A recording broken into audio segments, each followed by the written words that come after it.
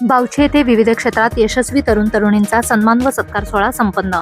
बावची तालुका वाळवा जिल्हा सांगली येथे स्पर्धा परीक्षेत उत्तीर्ण तरुण तरुणींचा व विशेष कार्यकारी अधिकारीपदी नेमणूक झालेल्या मान्यवरांचा सत्कार व सन्मान सोहळा संपन्न झाला. हा सोहळा श्री गणेश सेवाभावी संस्था, भारतीय जनता पार्टी व विलासराव शिंदे उद्योग समूह यांच्या वतीने घेण्यात आला. बावची गावातील विद्यार्थ्यांनी वेगवेगळ्या क्षेत्रात यश संपादन करून आपल्या गावाचे नाव देशाच्या पटलावरती झळकावे अशी सदिच्छा भाजपाचे कोषाध्यक्ष रणजित माने सरकार यांनी आपल्या मनोगतामध्ये व्यक्त केले. बावचीतील तेजस दिलीपराव यादव याने नेट परीक्षेत देशात 13वा क्रमांक मिळवला. कुमारी प्राजक्ता आनंदराव वायचळ हिची मेडिकल असिस्टंटपदी निवड झाली. प्रताप राजाराम पाटील याची डेंटल असिस्टंटपदी निवड झाली. विजयकुमार बंडू बामणे याची तलाठीपदी निवड झाली, तर मनोज बंडू बामणे याची सिंधुदुर्ग जिल्हा पोलीस हेड कॉन्स्टेबलपदी निवड झाली. सागर अप्पासो पाटील याची मंत्रालय महसूल सहाय्यक अधिकारीपदी निवड झाली. सत्यश्री शामराव पाटील हिची परभणी तलाठीपदी निवड झाली, तर विशेष कार्यकारी दंडाधिकारीपदी निवड झालेले प्रशांतराव पाटील, स्वप्नील पाटील, किशोर पाटील, रणजित माने, रवींद्र पोखरणीकर या सर्वांच्या मान्यवरांच्या हस्ते यथोचित सत्कार व सन्मान करण्यात आला. यावेळी विलासराव शिंदे पतसंस्थेचे चेअरमन अर्जुन पाटील दादा, विलासराव शिंदे विकास सेवा सोसायटीचे चेअरमन ॲडव्होकेट संतोष जाधव, विलासराव शिंदेचे व्हाईस चेअरमन मोहन भोसले दादा, उत्तम पाटील, राजाराम साळुंखे, खंडेराव गवळी, कालिंदर तांबोळी, भीमराव कांबळे, मधुकर खाडे, प्रकाश पोखरणीकर, अमित माने, वाळवा तालुका जिल्हा प्रभारी विश्वजित पाटील, संदीप पाटील, सचिन पाटील, राज पाटील, स्वप्नील पाटील, केतन पाटील, अतुल मोहिते, किशोर यादव, अक्षय साळुंखे, रोहित देवर्डे, सूरज भोसले, प्रमोद ढोकळे, ऋषिकेश माने, अभिजित माने, कामेरीकर, रघुनाथ बावळे, राजाराम तळप, मार्केट कमिटी इस्लामपूर सदस्य मनसूर मुल्ला, निखिल माने, सत्यजित माने, रोहित माने, संभाजी माने, यशोदीप पाटील उपस्थित होते. या सोहळ्याचे खंडेराव गवळी यांनी आभार मानले. आज या ठिकाणी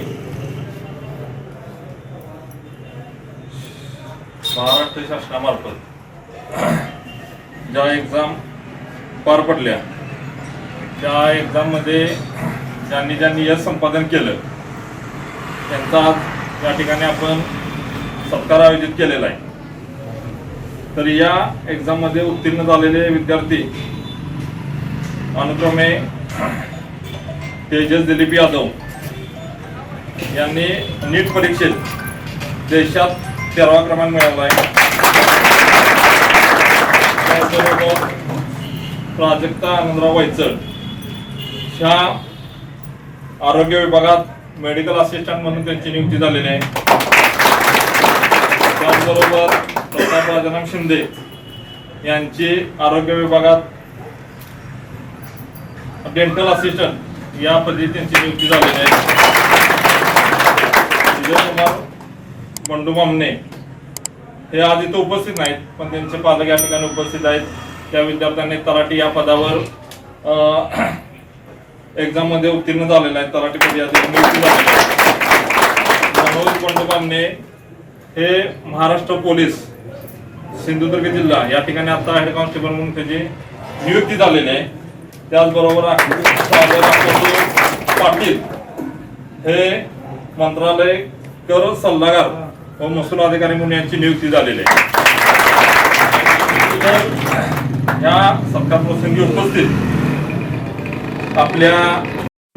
या कार्यक्रमासाठी उपस्थित आपल्या पतसंस्थेचे चेअरमन अर्जुन पाटील दादा, त्याचबरोबर सोसायटीचे चेअरमन ॲडव्होकेट संतोष कुमार जाधव साहेब, त्याचबरोबर पतसंस्थेचे व्हाईस चेअरमन मोहनदादा भोसले, सोसायटीचे माजी चेअरमन पाटील भाऊ, त्याचबरोबर सोसायटीचे माजी व्हाईस चेअरमन राजाराम साळुंखे, उपस्थित सर्व संचालक मंडळ, त्याचबरोबर आपल्या इस्लामपूर मार्केट कमिटीचे माजी सदस्य मनसूर मुल्ला भैया, त्याचबरोबर आपल्या पश्चिम भाग सोसायटीचे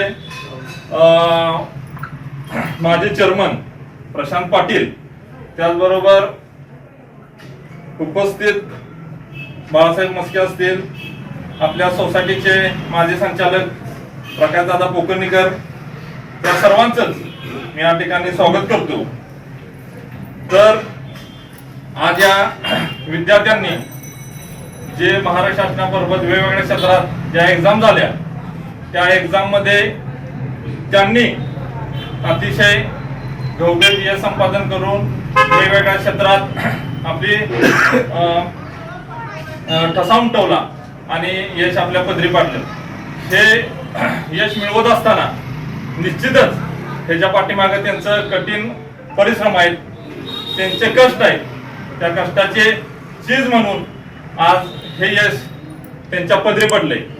आणि ह्या सत्कार उद्योग समाजा वतीने घेण्याचं कारण एवढंच आहे, उद्या ही मुलं ज्यावेळी पदभार स्वीकारतील आणि ज्यावेळी पदभार स्वीकारत असताना महाराष्ट्राच्या कानाकोपऱ्यात कुठंही काम करत असतील त्यावेळी निश्चितच चर्चा करत असताना आपण कुठल्या गावचे, तुम्ही कोणत्या गावचं, तर हे निश्चितच तिथं चर्चा होणार.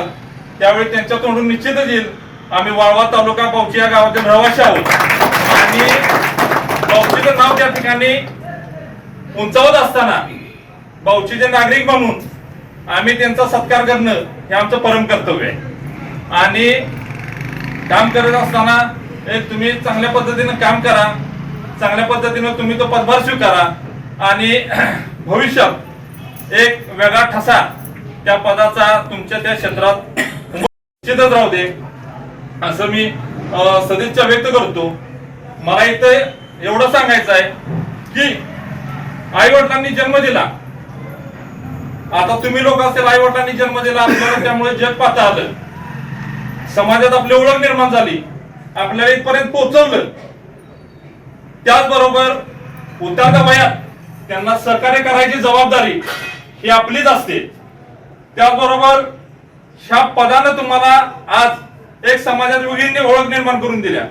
आज तुम्हाला ह्या पदानं एक वेगळा जन्म दिलाय आणि ह्या पदानं तुम्हाला वेगळा जन्म दिला असता पदानं त्याचं काम केलेलं आहे, पण ह्या पदाची शोभा वाढवायचं काम तुमच्या हातात आहे. हे पद कशा पद्धतीनं तुमच्या कर्तृत्वानं, तुमच्या नेतृत्वानं कसं मोठं होईल, ही पद मोठं करायची जबाबदारी सर्वस्वी तुमची आहे. पण मला या ठिकाणी एक इथं सांगायचं आहे, ज्यावेळी छत्रपती शिवाजी महाराजांनी स्वराज्याचं तोरण बांधलं आणि स्वराज्य उभं करण्याचं एक स्वप्न बघितलं, पण ते स्वप्नात सुद्धा शक्य होणार नाही एवढं ते भयानक, तुमची गोष्ट नव्हती, एवढं मोठं स्वप्न त्यांनी शिवाजी महाराजांनी बघितलं. भारतात उत्तरेला मुघल साम्राज्य, दक्षिणेला आदिलशाही साम्राज्य, हे दोन मोठे साम्राज्य भारतात त्यावेळी अस्तित्वात होती. आणि एवढ्या मोठ्या साम्राज्याच्या विरोधात स्वराज्याचं तोरण बांधून स्वराज्य उभा करणं, ते वाढवणं आणि भविष्यात त्या स्वराज्याचं छत्रपती होणं ही दोनची गोष्ट नव्हती. त्याचप्रमाणे मला हे उदाहरण देण्याचं कारण म्हणजे तुम्ही कोणत्याही क्षेत्रात आता काम करत असाल, त्या क्षेत्रात तुम्ही फक्त एवढंच करायचं आहे की त्या क्षेत्रात तुम्ही त्या क्षेत्रातले छत्रपती म्हणून तुमची तिथं गड्डा झाली पाहिजे. त्या छत्रपती गणना म्हणून झाली म्हणजे आम्हाला पण त्या गोष्टीचा अभिमान वाटेल. आणि मला एवढं सांगायचं आहे की लाखातले एक व्हा, लाखातले होऊ नका, लाखातले एक व्हा. कारण की लाखात कधी ओळख होत नाही. जे प्रवाहाच्या विरोधात असतात त्यांची निश्चितच समाजात दखल घेतली जाते, त्यांची निश्चितच समाजात गौरव केला जातो. त्याचबरोबर आम्हाला अतिशय आनंद वाटतोय, कुटुंबियांना जेवढाच त्यांच्या अभिमान वाटतोय, जेवढा आनंद झालाय तेवढाच आम्हाला पण ह्या उद्योग समाजाच्या वतीने आम्हाला सत्कार घेताना तेवढाच आनंद झालाय, तेवढाच अभिमान वाटतोय. आणि हे झालं विद्यार्थ्यांच्या जे पदोन्नती, त्यांनी जे यश मिळवलं, त्यांनी यश संपादन केलं, त्याबद्दल मला हे 2 मिनिटं बोलायचं होतं. त्याबद्दल मी त्यांचं कौतुक करतो. त्याचबरोबर आज युवा फळी समाजात कार्यरत आहे. बाबा एमपीएससी यूपीएससीची तयारी त्यांच्या मार्फत सुरू आहे, किंवा जे मुलं आज वेगवेगळ्या मार्गाने भरकटतायत त्यांच्याबद्दल मला एक जाता जाता एक काल्पनिक घटना सांगायची आहे. ती घटना अशी आहे की एक साम्राज्य होतं, एक राजा होता, त्यानं आपला नवीन राजवाडा बांधला आणि नवीन राजवाडा झाला. त्या राजवाडा संपन्न होत असताना नंतर आपल्या कुलदैवताचं एक मंदिर आपल्या राजवाड्यासमोर असावं असं त्या राजाची इच्छा होती. म्हणून त्यांना आपल्या साम्राज्यातला एक नामवंत मूर्तिकार, जो काळ्या पाषाणातून मूर्ती घडवतो असं नामवंत मूर्तिकार त्यांनी बोलवून घेतला. आणि त्या मूर्ती आम्हाला कुलदैवताची तयार करायची असा राजाने त्यांना आदेश दिला. आणि मूर्ती तयार करा म्हणून त्यांना सांगितलं. सर्व व्यवहार ठरला, मूर्तिकार गेला, काळं पाषाण आणलं आणि मूर्त्या घडवल्या. कुलदेवतेची एक छानशी मूर्ती घडवली, नजरेत भरावी अशी मूर्ती कुलदेवतेची घडवली आणि राजाला निरोप दिला ती मूर्ती घडवल्या. पण ती मूर्ती घडवत असताना जो काळा पाषाण घेतला, छिन्नी हातोड्याने ती मूर्ती घडवायची होती. पण ती मूर्ती घडवत असताना काळं पाषाण त्या मूर्तिकाराला म्हणलं, मामा जरा थांबा, मला छिन्नी हातोड्याची वेदना होत आहे, तुम्ही मला काय त्रास देऊ नका. मग मूर्तिकाराला त्याची दया आली, तो काळा पाषाण बाजूला ठेवला, दुसरं पाषाण घेतलं. पण त्याला छिन्नी हातोडा लावायच्या आधी तो म्हणला, तुला काय बाबा दर्द होणार आहे, वेदना होणार आहे, तर मी पुढं काम सुरू ठेवतो. तो म्हणला, मला काही वेदना होणार नाही, तुमचं काम चालू राहू द्या. त्यांनी ते काम सुरू ठेवलं आणि मूर्ती तयार झाली. आणि राजा आपल्या सैनिकांच्या सह, आपल्या सर्व लवाजमासह मूर्ती नेण्यासाठी मूर्तिकाराच्या घरी आला. रथ आणला, वाजंत्रे आणले, वाजत गाजत मूर्ती राजवाड्यात न्यायची असं ठरलं.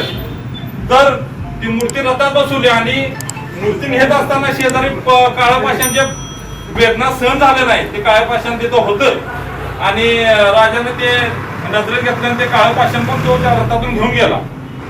आणि त्या रथातून वाजत गाजत जात असताना काळं पाषाण हसत म्हणतो की ज्यानं वेदना सहन केल्या तो ज्या रथातून वाजत गाजत निघालाय, मी वेदना न सहन करता त्या रथातून मी पण वाजत गाजत निघालोय. पण ज्यावेळी मूर्तीची प्राण प्रतिष्ठापना मंदिरात झाली आणि जो काळा पाषाण वेदना सहन न करणार होता त्याला आपल्या मंदिराच्या पायरीपाशी ते दगड ठेवला आणि भविष्यात राजाने ते मंदिर प्रजेसाठी दर्शनासाठी खुलं केलं. पण ज्यावेळी प्रजा यायला लागली दर्शनाला, त्यावेळी दर्शन घेऊन आतून आले की दगडावर येऊन नारळ फोडायचे, दगडावर येऊन नारळ फोडायचे. त्याला ज्या वेदना सहन झाल्या नाहीत, परत तो आतल्या मूर्तीला काय म्हणला, अरे बाबा मला वेदना सहन होत नाही, तुझं आपलं बरं आहे, निवांत येते, तुला निवांत लावला जातोय, तुला ओवळलं जाते, तुझ्या पूजा केली जाते, सेवा केली जाते. पण त्या मूर्तीचं एवढं छान उत्तर होतं, ती युवा पिढीने घेण्यासारखं उत्तर आहे की त्यांनी ते अंमलात आणलं पाहिजे. निश्चित यश काही लांब नाही, पण त्या मूर्तीने उत्तर दिलं. माझ्या ठिकाणी मी आता जी आनंद अनुभवतोय, जी सेवा लोक माझी करतात, ही मूर्ती घडवत असताना पहिल्यांदा मूर्तिकाराने तुला नेमलं होतं. जर तू त्या थोड्या काळ वेदना सहन केल्या असतात, कष्ट सहन केलं असतंस, तर आज माझ्या ठिकाणी तू असतास आणि तुझ्या ठिकाणी मी असतो.